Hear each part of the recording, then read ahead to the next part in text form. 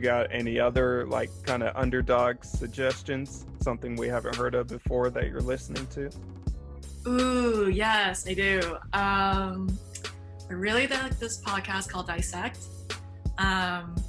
Dissect, I'm not sure if you've heard of it, but there's this guy that literally goes through albums and just dissects, like, basically from lyrics to the beat to the samples, to just like the historical meaning.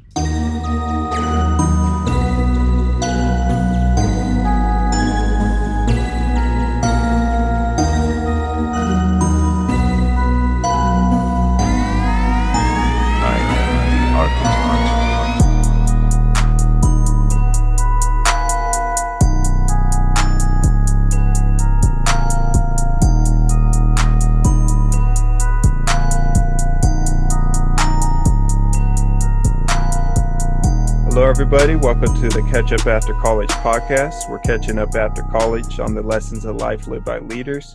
We're a safe space grounded in grace, and our aim's always to aid. We may be post-graduation, but we're never post-education. I'm Isaiah Brown, your host, and thank you for tuning in today. Today, we have the awesome Minja here with us. What's happening? It's good. It's as good as it can be in COVID times. Yeah, true. How's your day? It's been going good. Today was very productive. Been spending a lot of time reflecting, taking care of my plants because I became a plant mom during COVID. But yeah, I can't complain. It's been a good day so far. Yeah, awesome. Okay. So you're the host of your own podcast, correct? Or not quite. Yeah, something like that. We're a friend and I are working on producing a podcast production company, basically. So we're going to be working to help companies, so larger corporations, basically produce podcasts. So okay, not necessarily my own podcast host, but I am training to be a voice actress right now. So I am, working up to be more like a podcast host in the future, or also doing like different voice acting gigs. Yeah, is that like for radio or like animation or something? Haven't figured out which which. Trying to think.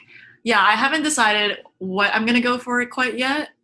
But animation, I'm not really good at character work.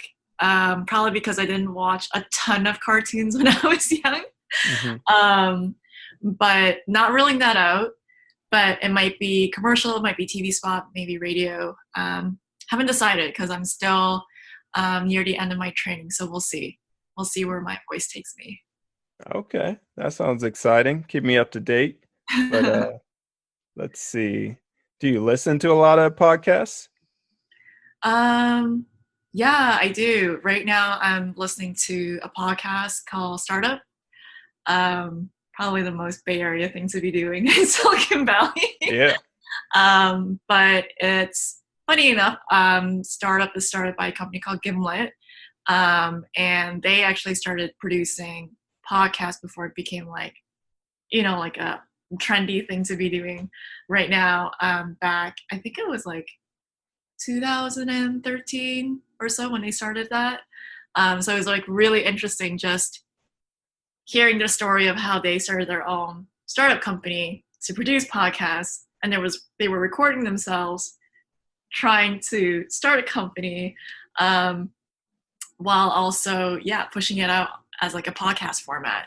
It was back in the day when I think podcasting was a file format that you actually downloaded. So I don't think you could actually like really stream from it.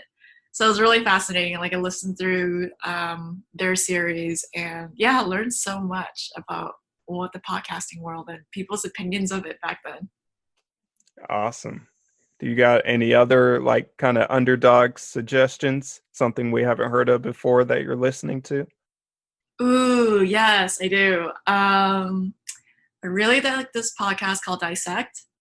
Dissect, I'm not sure if you've heard of it, but there's this guy that literally goes through albums and just dissects, like, basically from lyrics to the beat to the samples, um, to just like the historical meaning, the context. Um, yeah, so one of the last ones that I just finished listening to was um, the Dissect series on the Miseducation of Lauryn Hill, and Nice. it's so good. I had like such a appreciation for that album. Just, Hmm. yeah, understanding where those lyrics came from, where the samples came from. Yeah, I really like where it came, like just the rawness of it was really good. Yeah. So I think that's like a, if anyone's like super interested in music and getting really technical and almost turning it like a case study, I think Dissect is a really good podcast to be listening to. Nice. I'm curious that for that album, was that really recorded in like a classroom or was it set up like for the little interludes for the Miseducation of Lauryn Hill? Oh, those interludes. I think it was a classroom setup. I can't remember. Um, I don't know if it was rehearsed or not. I think it was because the kids does say some things. Hmm. But it was like, I think it was a live like classroom. Dang, that's crazy. Yeah, that's a great album, but yeah, I'll check it out basically.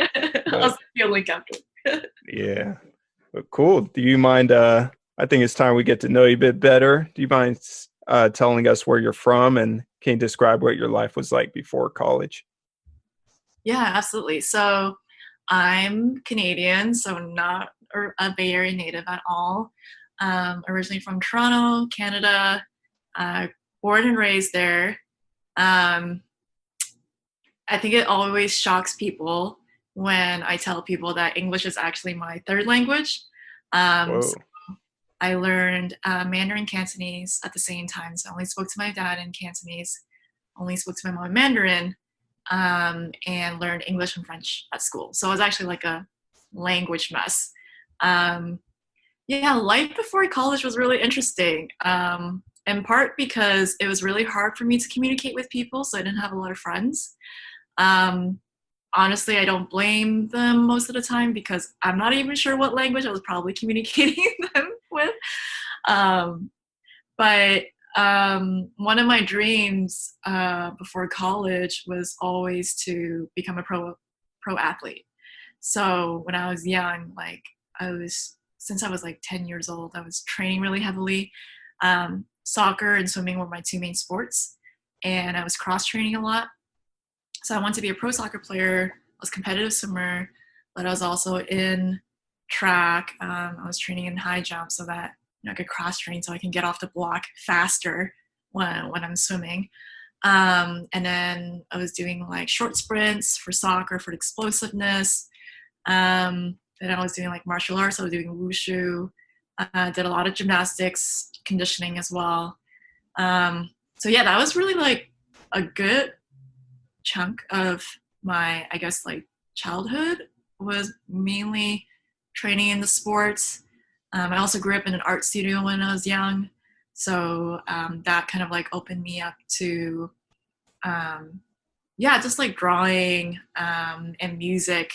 I kind of grew up listening to classical music, so that's kind of like where my love of music kind of began.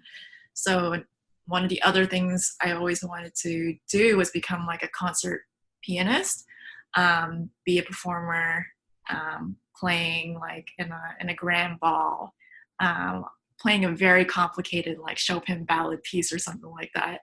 But anyways, yeah, things kind of came crashing down when I suffered my knee injury. It was really traumatic. It was really devastating. And it kind of forced me to have to rethink my whole, I guess, like life journey. I was really set on wanting to be a pro athlete. So when it became really clear, I had suffered such a bad knee injury um, when I was 13. And I had to wait for surgery when I was 16 because I was too young to be operated on because my growth templates were not done growing. yeah, it became really apparent that that was something I had to like give up. So I'd say, yeah, for a good part of high school, I felt really lost. Like I felt like my identity was gone in my sports. Um, I was growing a little bit more creatively in the art studio, but not very seriously because, yeah, just growing up in an immigrant household, it's hard for parents to see art as a career. Um, and it's kind of a safer bet to try to go in something that's like leaning towards like medicine or law or whatever. But I actually grew to really take interest in the sciences just because I needed surgery and I had no idea what that meant for me. And as a 13-year-old, I was like terrified, like, oh my gosh, like, how long is that going to set me back? Am I ever going to like, do I really have to give up my dream of being in like like back then it was like the 2008 Beijing Olympics? I was like, can that still be feasible? So, anyways, yeah, high school was really hard, really tough. I was waiting for surgery. I had 2 surgeries in the end, and I was basically on crutches the entirety of high school. And in our high school, we had 3 floors. We didn't really have an elevator. Um, so yeah, a lot of my memories before college was just being on crutches, asking people to help me carry my books up and down stairs, go to classrooms. I was quite miserable. And I felt like I lost a sense of community because I didn't have the camaraderie from my teammates anymore. I used to play forward striker in soccer. So you can imagine like a lot of that camaraderie comes from like, yes, you took the team to first place, like you scored this many goals. Because I'd be playing in competitive leagues outside of school and I'd be also playing for school. So I was basically all of like middle school, I was just always competing and going to practices. So all of a sudden in high school, all I'm doing is just like just studying. So I took that time actually to really understand the human body. So that's why I decided to pursue the sciences, and I got really interested in medicine and more specifically surgery. So that's kind of, yeah, my life before college and kind of set me on a totally different trajectory than what I had imagined. Yeah. Wow, that's crazy. I had no idea. But what did you end up studying? Yeah, so I went to University of Toronto, and then I did my undergrad in molecular biology and genetics and biotechnology. Um, like I said before, I was so interested in surgery because I just didn't understand like the human body, the anatomy, and I wanted to be so prepared for my surgery. Um, so I also did a lot of surgical research outside of my coursework. So I was working with a lung transplant team at the Toronto General Hospital for a long time. They were pioneering like this new platform that basically lets you keep like um, a lung that needs to be transplanted into a patient, but you can keep it outside of the human body, but on a platform that mimics as if it's in a human body. And so that platform can allow you to better assess whether this lung is going to be suitable for the recipient or if there's also ways that you can repair it. So I grew with that team since I was like 19, and then followed this surgeon who ended up being like my mentor for a good while. And then I kind of followed him, and then I was helping the liver team basically translate that technology over to the next organ. And then after my undergrad, I then decided to do a master's. And during my master's, I actually ended up doing it in something a little bit different. I thought I was going to go into research, but actually I decided to hone in my skills from sort of like that art studio days back when I was younger. And then I pursued a master's in biomedical communications also at U of T, which essentially is like medical illustration, animation, kind of UX stuff. but I never lost sight of like my interest in surgery. So after I finished my master's, I then did a kidney transplant research fellowship also at Toronto General. So again, translate the same thing into the kidney environment. So yeah, I think like my life in college has been heavily based on my curiosity and actually my kind of like rigorous curiosity to want to understand how the human body works because of my knee injury and surgeries. Yeah. And what do you do today for work mostly? Yeah, so at work, I work at a company that's essentially like LinkedIn, but for doctors. They're called the company's called Doximity. First started out as a medical illustrator there, so that was kind of interesting to have made it into Silicon Valley as an actual artist because everyone here is in tech. So I was like, do I really fit in here? But yeah, I've been leading like a team of illustrators there, so it's been really exciting to to still help patients indirectly in a different way, same as like how I was doing research before. But now I've kind of transitioned and I've become a UX researcher. So UX research is kind of what a lot of people might know as user experience or usability.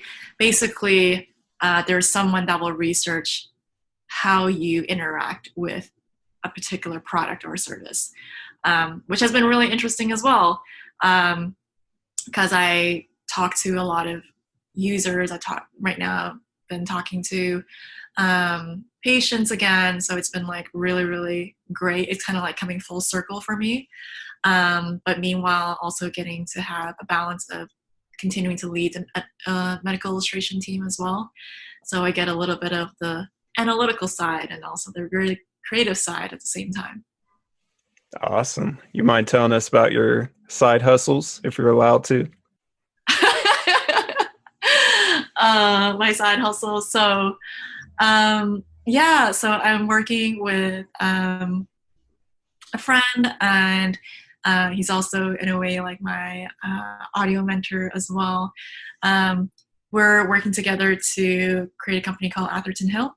And so we're basically trying to produce a podcast production company. So we're working to help large corporations that might be having a lot of challenges connecting with their customers or their users, and giving them a way to actually connect with them through storytelling. So it's been really, really cool.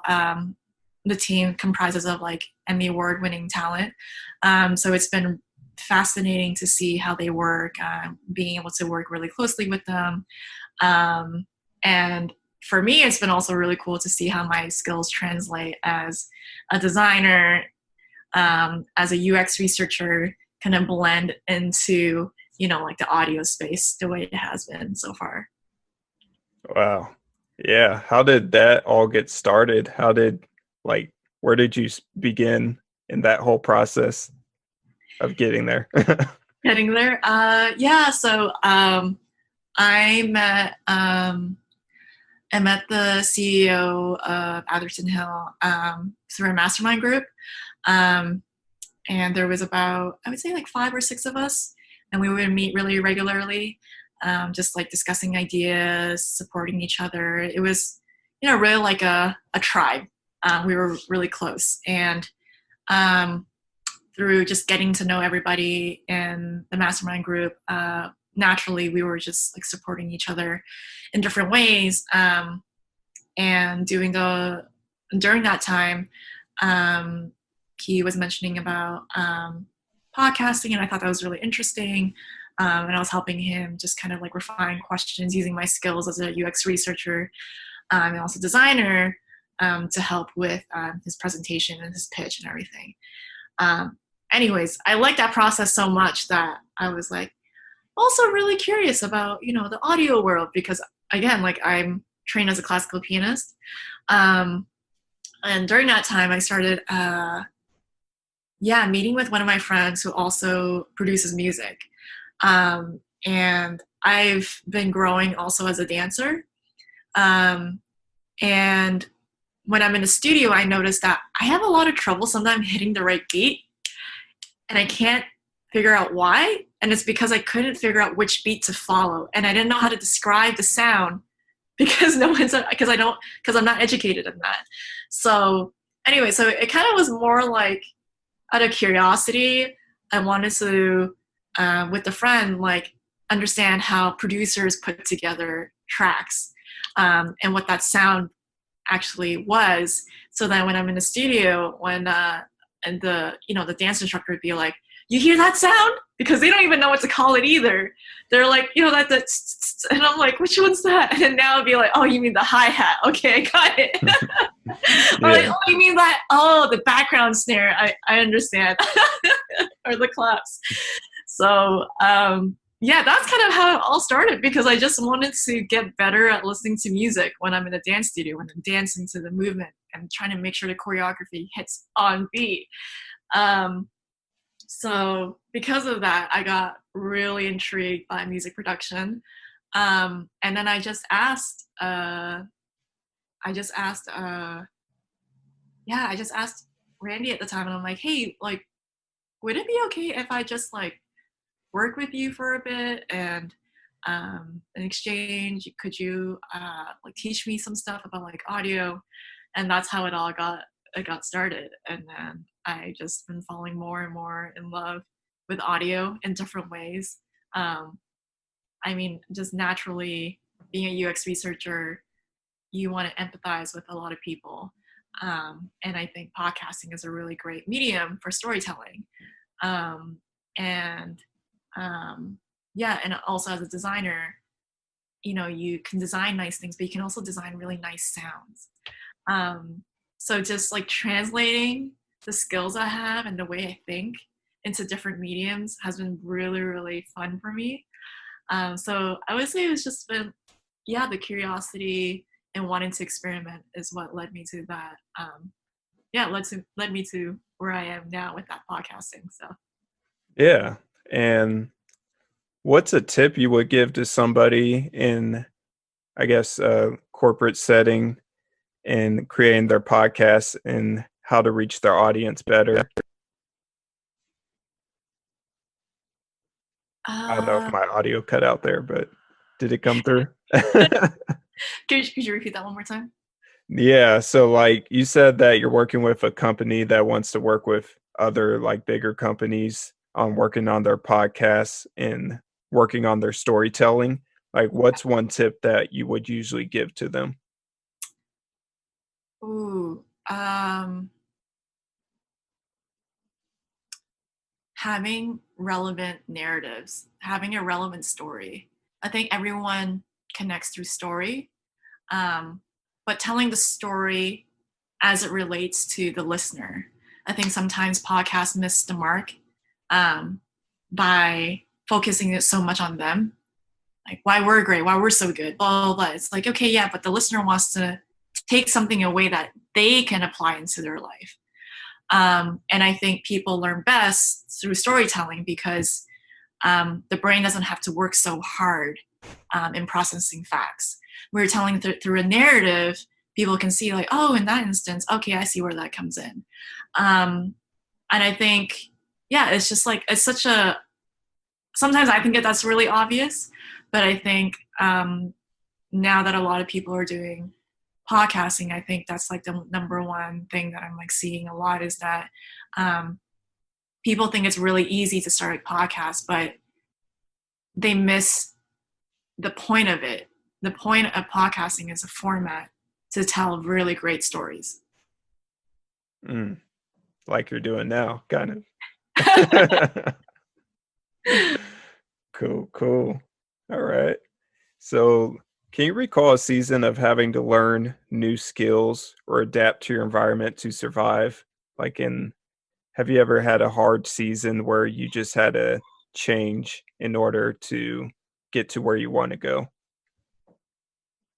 Yeah, definitely. I would say when I was in yeah, doing my kidney transplant research fellowship. So when I was doing academic research, um, it was hard because I really wanted to do more.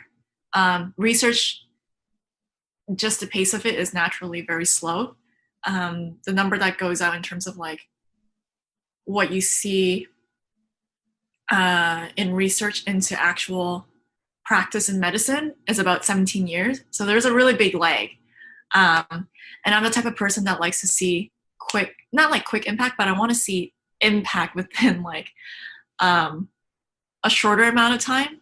And the kind of impact I wanted to see was just not the right fit for me in academia. And I was already hitting ceilings because I wasn't an MD. So it was really challenging for me to get the projects I wanted, especially first author projects. And that's kind of like what's coveted a lot and what people kind of expect if you're going to be in academia, because publications really matter. So when I realized that maybe becoming like a surgeon was not like the only path for me, um, I really had to like really think hard about what it would mean for me to still make the impact I want, and still have that same commitment to medicine. Um, it was really challenging to leave. It was really challenging to leave, I guess, like that traditional medicine route and also like research route. I worked with like a really great team of, yeah, like really world class like transplant surgeons. I've met so many surgeons from around the world because they would all train in Toronto in the program that I was in, because they would use that as basically their way of getting to the clinical fellowship programs in Toronto. So I had an opportunity to learn techniques from like surgeons in Italy, Germany, Spain, Brazil, each with their own little like I guess variations on how they would like hold a tool. So like I had this like wealth of knowledge that was like way beyond me. It's basically like a first or second year surgical resident, as some of the surgeons would tell me. And they even like bought me my own stethoscope, and I still actually have it. I carry it actually everywhere with me wherever I travel, because it's a way to remind myself that it's a testament for me to say that I haven't forgotten about medicine. I'm still committed to wanting to help people and to help patients and increase access to health somehow. But it's just that route was kind of running me to the ground, and running me to the ground. And it was just not helping me grow in the way that I feel like I had a lot of potential to. So all that background was just to say that I decided to pack up my bags and I left Toronto about 4 or 5 years ago. Um, and I was like reading a lot of articles to understand like what was going on in health tech space. And I was seeing a lot of articles about how the really big Chinese tech giants like Tencent and Alibaba were starting to invest a lot into biomedical startups in Silicon Valley in the Bay Area. And I was like, wow, okay, I'm a Chinese person. I best have my Mandarin, my business proficient. So I wanted to be better poised for those future opportunities. So I actually booked a one-way ticket over to Asia, and just had to figure it out from there. It was hard. Yeah, I had,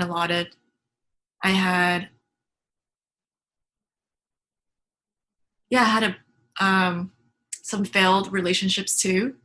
And so moving halfway across the world, literally, with no friends, no family, starting fresh, I like stayed in a hostel for many months and kind of moved almost like every 3 weeks.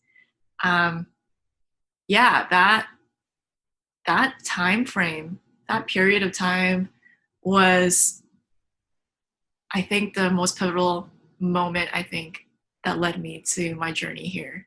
Had that not happened, had I not taken that risk and just did that, I don't think I would have tried to figure out how to live my life on my own terms and also help the people that I wanted to help in the way that I've always envisioned. So, Yeah. Would you recommend that to somebody to get away from the environment that you're in to better discover yourself? um, really depends. I think for me, I think every situation kind of depends because I think no matter how you change your environment, at the end of the day, what has to change has to come from internally, from you and inside. Um, but I knew for me is that I was starting to run into situations in Toronto where I just felt like just the whole city wasn't letting me grow the way I want to. There weren't the opportunities I was looking for. I don't feel like people were giving me the chances. So I was just hitting ceilings. I was hitting walls everywhere. So I just felt like I needed to get out somewhere. And I went to Taiwan actually because I was like, you know what? Taiwan seems like a safe place so far. I can learn traditional Mandarin, like the traditional characters. So I actually enrolled and got accepted into the Mandarin linguistic program for a little bit. Um, and and then during that time, within like 2 weeks, I was already pitching myself into like a health incubator event.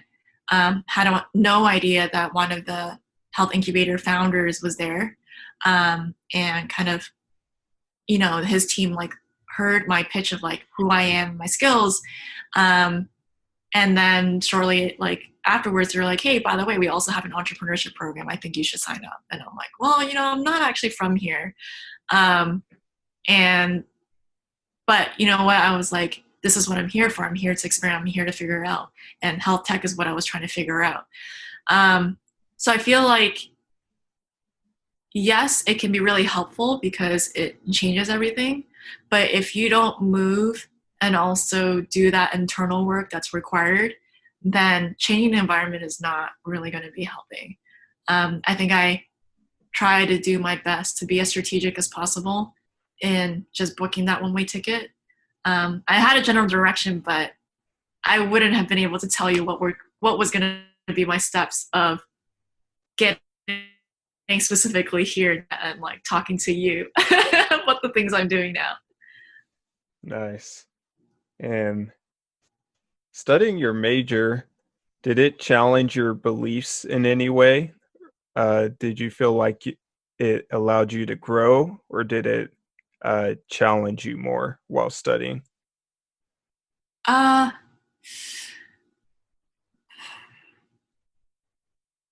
so I'd say U of T is pretty rigorous, and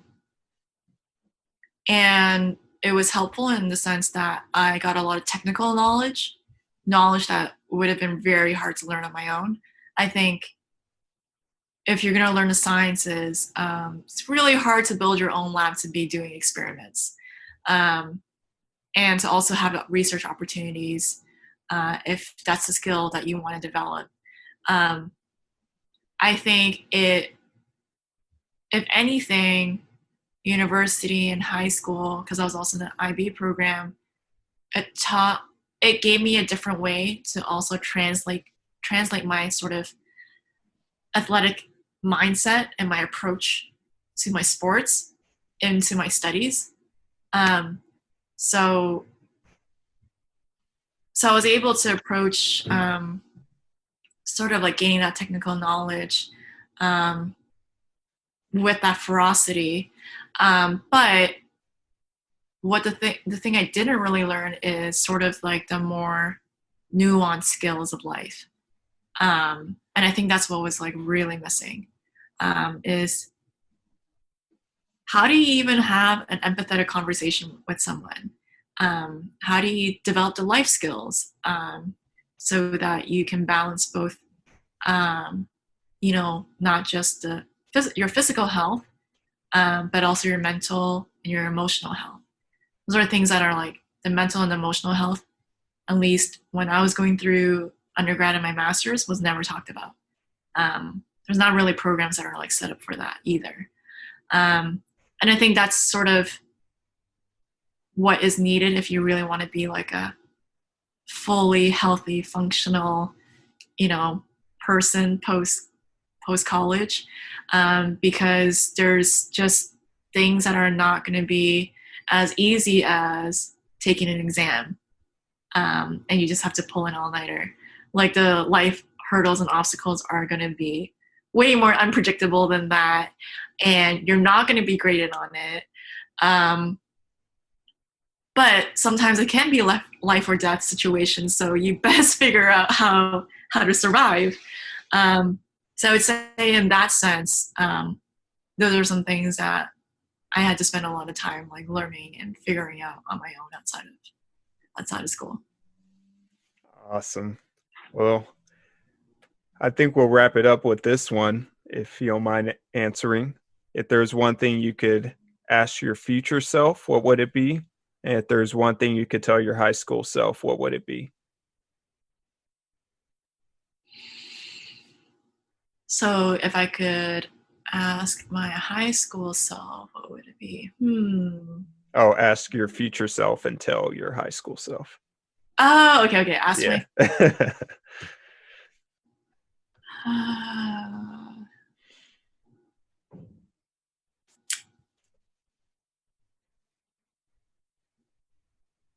I think I would ask my future self, is whatever I'm doing, is it meaningful and is it fulfilling? And then I would tell my high school self, um,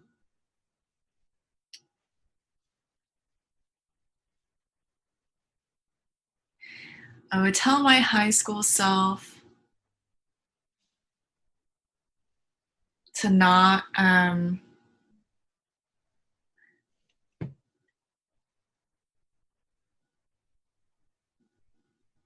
would tell my high school self to keep looking for your tribe, that there are people that will understand you, that can empathize with you. Maybe not right now, but um, to not lose hope that those people aren't there. Awesome. Cool.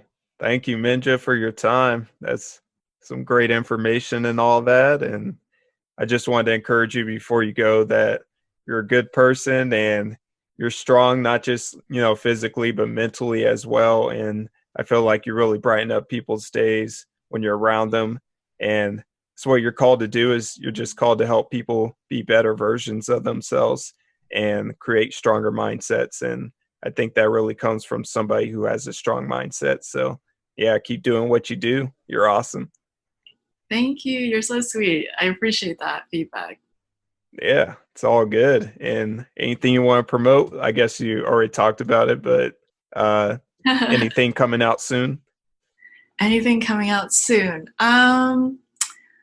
I've just been thinking a lot about how to help people with their rehab, just because I've personally gone through a really long journey of rehab, both the physical sense, the emotional, and the mental sense. And I've been looking for people who feel the same way, who want to heal holistically. And I. Hello everybody, welcome back. Had a bit of a power issue. That's why it's a bit dark over here on my personal hotspot right now, but Minja was promoting something and I will let you do that once again. I was just promoting the fact that I've been thinking a lot about rehab, people's rehab in general, um, just because I personally have gone through a really long rehab journey of, I'd say like 10 years. So I've been thinking of how to heal, both from a physical sense, but also like emotional and mental, when someone's injured. So been really curious about how people think about how to heal holistically.